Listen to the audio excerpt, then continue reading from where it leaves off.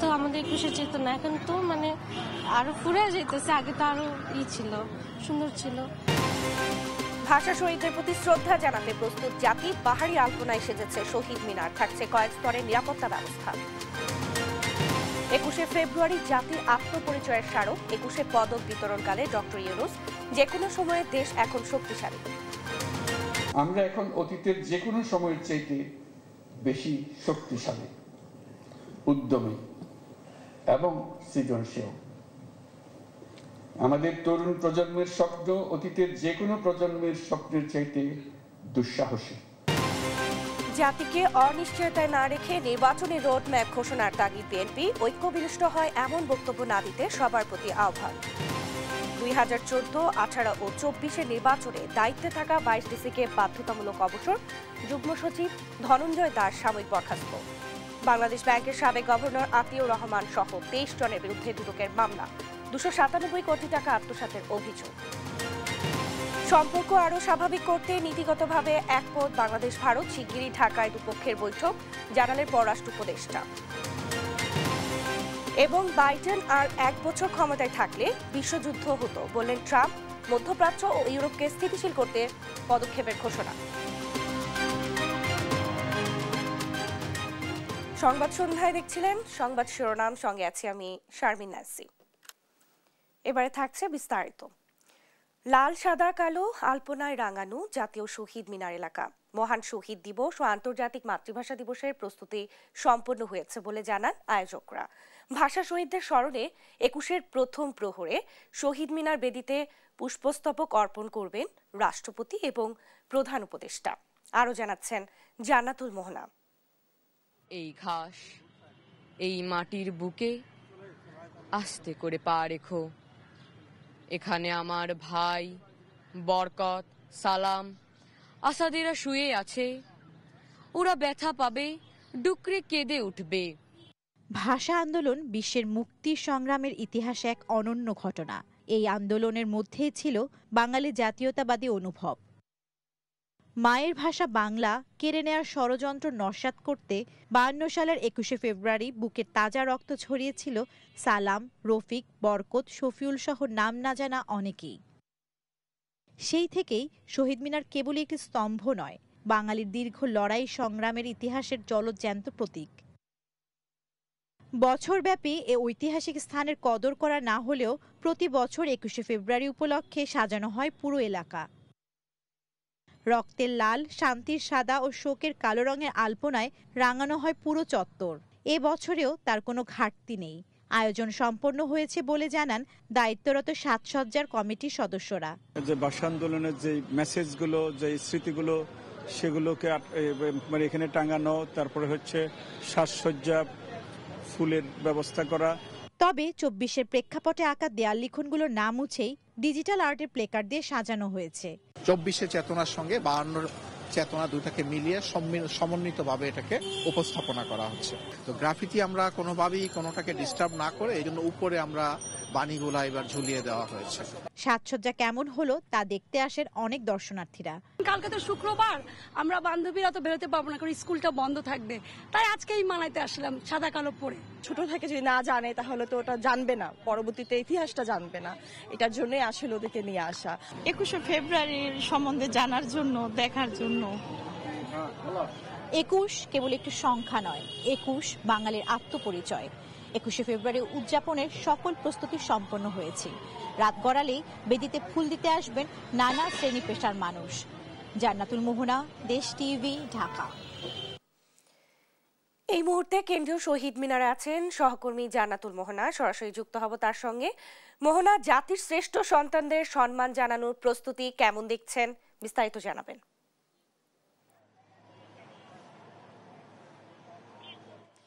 Nancy, এই মুহূর্তে সম্পূর্ণ হয়েছে জাতীয় শহীদ দিবস এবং আন্তর্জাতিক মাতৃভাষা দিবসের সকল প্রস্তুতি। আর শহীদ মিনার প্রাঙ্গণ ধোয়া মোছা শেষ করে এবং নিরাপত্তা বাহিনীর যেই ডগ স্কোয়াড সহ যারা রয়েছেন, তারা আইনশৃঙ্খলা রক্ষাকারী বাহিনীর যারা সদস্যরা রয়েছেন, তারা সিসি ক্যামেরা বসিয়েছেন এবং যাতে এ ধরনের কোনো অপ্রীতিকর ঘটনা না ঘটে সার্বক্ষণিকভাবে সিসি ক্যামেরার আওতায় রাখবেন পুরো চত্বরটি। এবং আপনাকে দেখাতে চাই, এই মুহূর্তে এই শহীদ মিনার প্রাঙ্গণের যে আলপনা করা হয়েছিল সেই রাস্তাটি পরিষ্কার করা হয়েছে এবং শহীদ মিনার বেদিতে এখনো কোনো প্রকার মানুষ বা অন্য কাউকে আইনশৃঙ্খলা রক্ষাকারী বাহিনী ছাড়া কাউকে প্রবেশ করতে দেওয়া হচ্ছে না। এখন আপনারা দেখছেন জনসাধারণ দেখতে আসছেন কেমনভাবে সাজানো হলো, যা প্রতি বছরই সাজানো হয়। তারা দেখতে আসছেন যে কিভাবে সাজানো হয়েছে, কিন্তু রাত 10টার পর কিন্তু তাদের এই সুযোগটি দেওয়া হবে না। রাত 12টার দিকে যেহেতু রাষ্ট্রপতি এবং প্রধান উপদেষ্টা সহ অন্যান্য উপদেষ্টাগণ এই শহীদ মিনার বেদিতে ফুল দিতে আসবেন, তখন জনসাধারণের উন্মুক্ত অবাধ চারণ বন্ধ করে দেওয়া হবে এবং তখন সীমিত করা হবে জনসাধারণের পথচলা এই প্রাঙ্গণে, তখন বন্ধ থাকবে। আর ফুল বা পুষ্পস্তবক অর্পণ শেষেই পুনরায় জনসাধারণ কিংবা বিভিন্ন শ্রেণী পেশার মানুষরা আসতে পারবেন, শহীদদের স্মৃতিতে পুষ্পস্তবক অর্পণ করতে পারবেন, তারা জানিয়েছেন। তো শহীদ মিনার প্রাঙ্গণ থেকে এই ছিল আমার কাছে সর্বশেষ সংবাদ। ন্যান্সি। মোহনা, আপনাকে ধন্যবাদ। ভাষা শহীদদের প্রতি শ্রদ্ধা জানাতে প্রস্তুত কেন্দ্রীয় শহীদ মিনার। এরই মধ্যে সব প্রস্তুতি সম্পন্ন করেছে কর্তৃপক্ষ। নেওয়া হয়েছে কয়েক স্তরের নিরাপত্তা ব্যবস্থা। ডিএমপি কমিশনার শেখ সাজ্জাদ আলী জানান, কেন্দ্রীয় শহীদ মিনারে শ্রদ্ধা জানানো নিয়ে কোনো ধরনের হুমকি বা আশঙ্কা নেই। ভিভিআইপিদের শ্রদ্ধা শেষে রাত 12:40 থেকে সবার জন্য উন্মুক্ত থাকবে শহীদ মিনার বলেও জানান তিনি। আসতে হবে পলাশী মোড় হয়ে।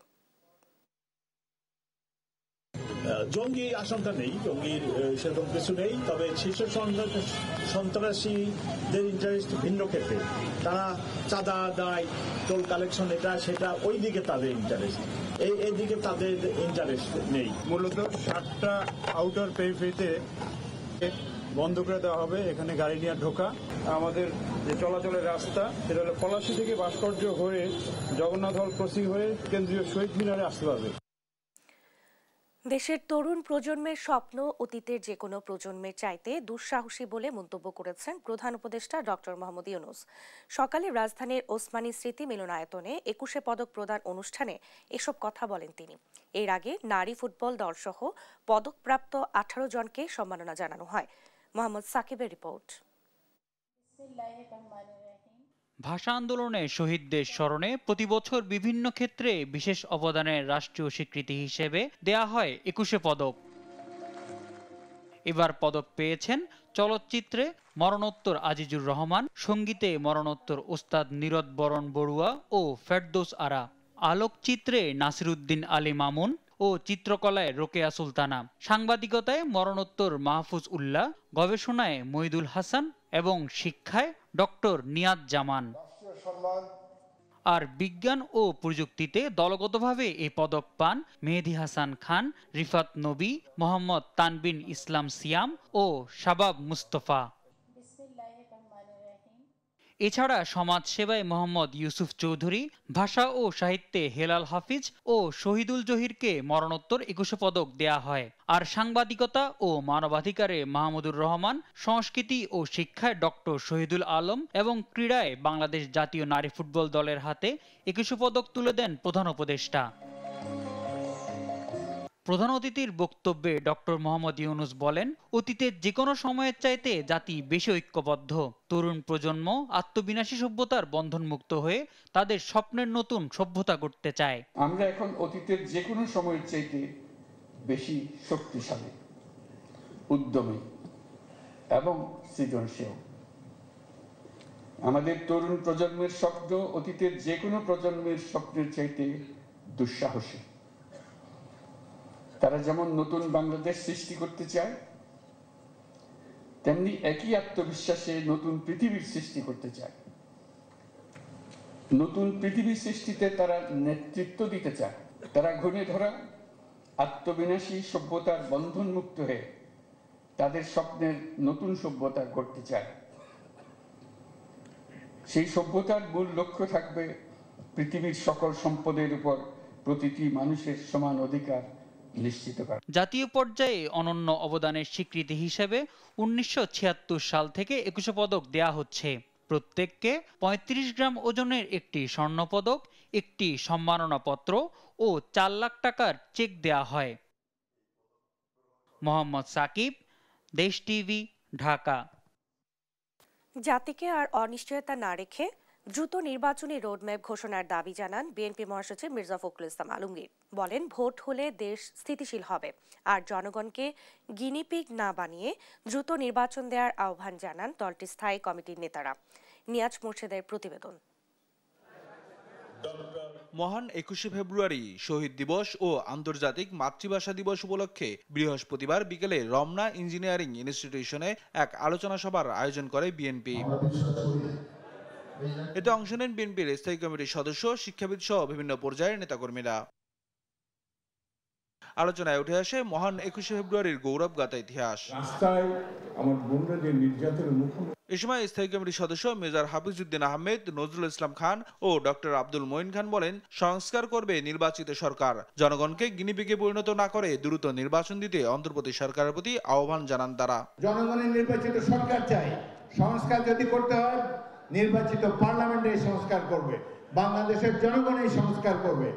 বাংলাদেশের জনগণকে কোন ধরনের গিনিপিগে পরিণত করার চেষ্টা করবেন না। এই 2025 সালে এসে মানুষের নতুন প্রজন্মের ভোট দেবার যে আকাঙ্ক্ষা, মানুষের যে প্রত্যাশা, সেই প্রত্যাশার প্রতিফলন কিন্তু বাংলাদেশের মানুষ অবিলম্বে দেখতে চায়। আমাদের শিকড় যদি সেটা হয়, এই শিকড় সম্পর্কে আরো জানার, আরো বোঝার, তাদেরকে আরো ভালোবাসার, আরো শ্রদ্ধা করার দায় আছে আমাদের, দায়িত্ব আছে আমাদের।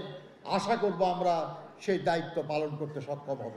এদিকে কুমিল্লার লাকসামে রাষ্ট্র কাঠামো মেরামতে বিএনপির 31 দফা রূপরেখা বাস্তবায়নে দেশব্যাপী ধারাবাহিক কর্মসূচির অংশ হিসেবে এক জনসভা অনুষ্ঠিত হয়। জনসভায় অংশ নিয়ে বিএনপি মহাসচিব মির্জা ফখরুল ইসলাম আলমগীর বলেন, যত দ্রুত নির্বাচন হবে দেশ তত সংকট মুক্ত হবে, তাই দ্রুত নির্বাচনী রোডম্যাপ দিতে সরকারের প্রতি আহ্বান জানান। আমি অনুরোধ করব অন্তর্বর্তীকালীন সরকারের প্রধানকে, প্রফেসর ইউনূসকে, যে আমরা জাতিকে অনিশ্চয়তার মধ্যে না রেখে দয়া করে খুব দ্রুত নির্বাচনের তারিখ ঘোষণা করুন। এ সময় ঐক্যে ফাটল সৃষ্টি হয় এমন বক্তব্য পরিহারে রাজনৈতিক দলগুলোর প্রতিও আহ্বান জানান মির্জা ফখরুল ইসলাম আলমগীর। আর অন্যান্য রাজনৈতিক দলের কাছে অনুরোধ করব, এমন কোনো কথাবার্তা বলবেন না যাতে জাতির ঐক্য বিনষ্ট হয়। নিয়াজ মোর্শেদ, দেশ টিভি, ঢাকা। রাজনৈতিক 2014, 2018 ও 2024 সালের বিতর্কিত নির্বাচনে রিটার্নিং কর্মকর্তার দায়িত্বে থাকা 22 জেলা প্রশাসককে বাধ্যতামূলক অবসরে পাঠিয়েছে সরকার। তবে অবসরে যাওয়া মানেই মুক্তি নয়, দুর্নীতিতে অভিযুক্তদের বিরুদ্ধে ব্যবস্থা নেওয়া হবে, এমনটাই জানালেন জনপ্রশাসন মন্ত্রণালয়ের সিনিয়র সচিব ডক্টর মোখলেসুর রহমান। বৃহস্পতিবার বিকেলে সচিবালয়ে তিনি সাংবাদিকদের বলেন, বিগত 3টি বিতর্কিত নির্বাচনে দায়িত্বে থাকা সাবেক জেলা প্রশাসকদের মধ্যে যাদের চাকরির বয়স 25 বছর হয়েছে তাদের বাধ্যতামূলক অবসর দেওয়ার সিদ্ধান্ত হয়েছে, বাকিদের ওএসডি করা হয়েছে। এর মধ্য দিয়ে ডিসিদের ভয় ভীতির ঊর্ধ্বে উঠে দায়িত্ব পালনের বার্তা দেওয়া হয়েছে। এর আগে এই 3 জাতীয় নির্বাচনে রিটার্নিং অফিসারের দায়িত্ব পালন করা 43 জন জেলা প্রশাসককে ওএসডি করা হয়। 43 জন অলরেডি ওএসডি করেছে। ওএসডি তাদের করা হয় যাদের চাকরির বয়স 25 বছরের কম, আর 25 বছরের বেশি হয়ে গেলে তাদেরকে আমরা বাধ্যতামূলক অবসর দিচ্ছি। আজকে আমরা 22 জন এরকম যারা ডিসি ছিলেন, তার মধ্যে সচিবও আছে, 22 জনকে আমরা বাধ্যতামূলক অবসর বাধ্যতামূলক অবসর দেওয়ার আদেশ জারি হয়েছে। এবং রিটায়ার করাই মানে যে নিষ্পত্তি তা না, জনগণের হয়ে সরকার অনেক শক্ত সিদ্ধান্ত নিচ্ছে এবং এগুলো বাস্তবায়ন হচ্ছে।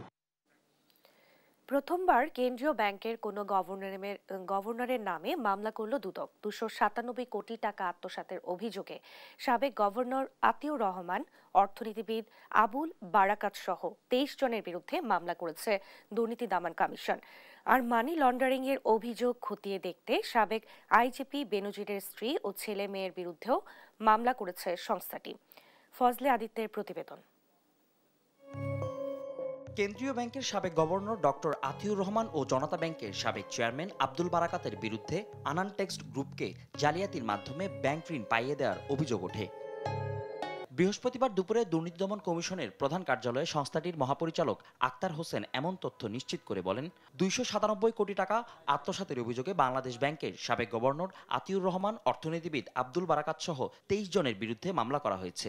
পরস্পর যোগসাজশী প্রতারণা 297 কোটি 38,87,296 টাকা আত্মসাতের অপরাধে জনতা ব্যাংকের বিভিন্ন পর্যায়ের কর্মকর্তাবৃন্দ, বাংলাদেশ ব্যাংকের ডক্টর আতিউর রহমান সাবেক গভর্নর, বাংলাদেশ ব্যাংক প্রধান কার্যালয় ঢাকার বিরুদ্ধে একটি মামলা রুজুর সিদ্ধান্ত গৃহীত হয়েছে। এদিকে অর্থ পাচারের অভিযোগে পুলিশের সাবেক আইজি বেনজির আহমেদ, তার স্ত্রী জিশান মির্জা, মেয়ে ফারহিনা রিশাদ ও তাহসিন রাইসের বিরুদ্ধে মামলা করেছে সংস্থাটি। অপরাধলব্ধ আয়ের প্রকৃতি, উৎস, অবস্থান, মালিকানা এবং নিয়ন্ত্রণ গোপন বা ছদ্মাবৃত রেখে স্থানান্তর, রূপান্তর এবং হস্তান্তর করার অপরাধ প্রাথমিকভাবে প্রমাণিত হওয়ায় ইতিমধ্যে মামলা রুজু হয়েছে। এদিন পাবনা 5 আসনের সাবেক এমপি গোলাম ফারুক প্রিন্সের বিরুদ্ধে 9 কোটি টাকার অবৈধ সম্পদ এবং 425 কোটি টাকা অস্বাভাবিক লেনদেনের অভিযোগে মানি লন্ডারিং আইনে মামলা দায়ের করা হয়। 425 কোটি 34 লক্ষ টাকারও বেশি লেনদেন, অস্বাভাবিক লেনদেন করায় তার বিরুদ্ধে সংশ্লিষ্ট ধারায় একটি মামলা রুজুর সিদ্ধান্ত গৃহীত হয়েছে। দুদকের মামলায় যেসব আসামি দেশের বাইরে অবস্থান করছে তাদের দেশে ফিরিয়ে এনে শাস্তি নিশ্চিতে বিভিন্ন আন্তর্জাতিক সংস্থার সাথে যোগাযোগ চলমান আছে বলেও জানান সংস্থাটির মহাপরিচালক। অনেক ধন্যবাদ। ফজলে আদিত্য, দেশ টিভি, ঢাকা। বাংলাদেশ ভারত সম্পর্ক আরও স্বাভাবিক করতে ঢাকায় বৈঠকে বসতে নীতিগতভাবে একমত দুই দেশ বলে মন্তব্য করেছেন পররাষ্ট্র উপদেষ্টা মোহাম্মদ তৌহিদ হোসেন। বৃহস্পতিবার পররাষ্ট্র মন্ত্রণালয়ে সাংবাদিকদের এই তথ্য জানান তিনি। বলেন, যদিও বাংলাদেশ ও ভারতের সম্পর্কের মধ্যে কিছু টানাপোড়েন রয়েছে, তবুও দুই দেশের মধ্যে ভালো ও কার্যকরী সম্পর্ক বজায় রাখতে সম্মত হয়েছে দুপক্ষ। শিগগিরই ঢাকায় দুদেশের পররাষ্ট্রমন্ত্রী পর্যায়ের বৈঠক অনুষ্ঠিত হবে জানিয়ে তিনি বলেন, হাসিনাকে ফেরত পাঠানোর বিষয়ে কোনো সুনির্দিষ্ট আলোচনা হয়নি।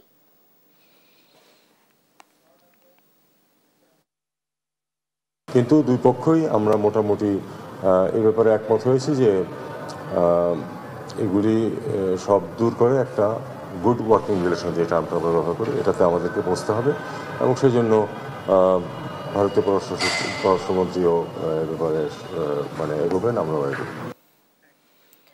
ধর্ষণের অভিযোগে সাবেক র্যাব কর্মকর্তা আলিপ উদ্দিন এবং গুমের অভিযোগে সাবেক এসপি মহিউদ্দিন ফারুকের বিরুদ্ধে 28 মের মধ্যে তদন্ত প্রতিবেদন দিতে সময় বেঁধে দিয়েছে আন্তর্জাতিক অপরাধ ট্রাইব্যুনাল। এছাড়াও গণহত্যায় অভিযুক্ত সাবেক 8 পুলিশ ও সেনা কর্মকর্তার বিরুদ্ধে তদন্ত প্রতিবেদন দাখিলের সময় বাড়ানো হয়েছে। সাবরিনা মজুমদারের রিপোর্ট।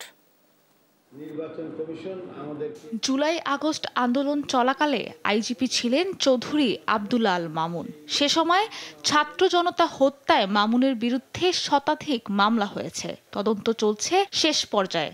চৌধুরী আব্দুল আল মামুনকে এর আগে একদিন জিজ্ঞাসাবাদ করেছিলেন তদন্ত সংস্থা, কিন্তু তার ব্যবহৃত মোবাইল ফোন 6 মাসেও উদ্ধার করা যায়নি। জিজ্ঞাসাবাদে মামুন বলেছেন তার মোবাইল ফোনটি হারিয়ে গেছে। গ্রেপ্তার হওয়ার পূর্বে সেনানিবাসে ছিলেন বলে তিনি জানিয়েছেন। তারপরে তার মোবাইল ফোন থেকে তিনি সোশ্যাল মিডিয়াতে বক্তব্য দিয়েছেন 5ই আগস্টের পরে।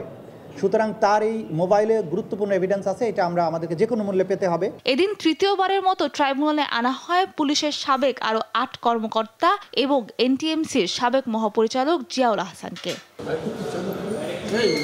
এরপর শুরু হয় শুনানিতে চিফ প্রসিকিউটর আদালতকে জানান, ছাত্র জনতার আন্দোলনকে নির্মূল করতে সাবেক প্রধানমন্ত্রী ও স্বরাষ্ট্রমন্ত্রীর নির্দেশনা বাস্তবায়ন করেছেন সাবেক আইজিপি মামুন সহ পুলিশের এই ঊর্ধ্বতন কর্মকর্তারা। উঠে আসে স্বামীকে ক্রসফায়ারের ভয় দেখিয়ে স্ত্রীকে একাধিকবার ধর্ষণে অভিযুক্ত সাবেক র্যাব কর্মকর্তা আলিপ উদ্দিনের বিষয়টি। পরে আদালত আলিপ উদ্দিন সহ গুমের মামলায় মহিউদ্দিন ফারুকের বিরুদ্ধে 28 মে তদন্ত প্রতিবেদন দাখিলের নির্দেশ দেয়। এডিশনাল এসপি মহিউদ্দিন ফারুকি, তার বিরুদ্ধে অভিযোগ হচ্ছে তিনি অসংখ্য মানুষকে গুম করার সাথে জড়িত এবং গুমের শিকার ভিকটিমদেরকে তার অফিসে এবং বিভিন্ন আয়নাঘরে নির্যাতন সেলে অমানবিক নিষ্ঠুরতম পন্থায় নির্যাতন করতেন। আসামি আলিপ উদ্দিন এডিশনাল এসপি, সাবেক র্যাবের একজন কোম্পানি কমান্ডার। তিনি অসংখ্য মানুষকে গুম এবং নির্যাতন করার সাথে জড়িত। ইলেকট্রিক শক দেয়া, চোখ বেঁধে রাখা, উল্টো করে ঝুলিয়ে পেটানো, বিদ্যুতায়িত করা এবং সবচাইতে মারাত্মক যেটা করেছিলেন যে একজন আসামিকে গুম করে রাখার সময়ে তার স্ত্রীকে, তার বিশ্ববিদ্যালয়ে পড়ুয়া স্ত্রীকে তার স্বামীকে হত্যার ভয় দেখিয়ে তাকে বাধ্য করে একাধিকবার রমজান মাসে রোজা ভাঙিয়ে তাকে ধর্ষণ করা হয়েছে।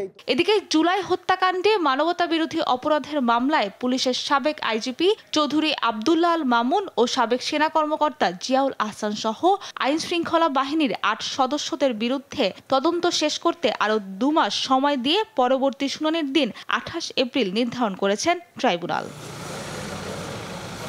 সাবিনা মজুমদার, দেশ টিভি, ঢাকা। দেখছেন সংবাদ সন্ধ্যা।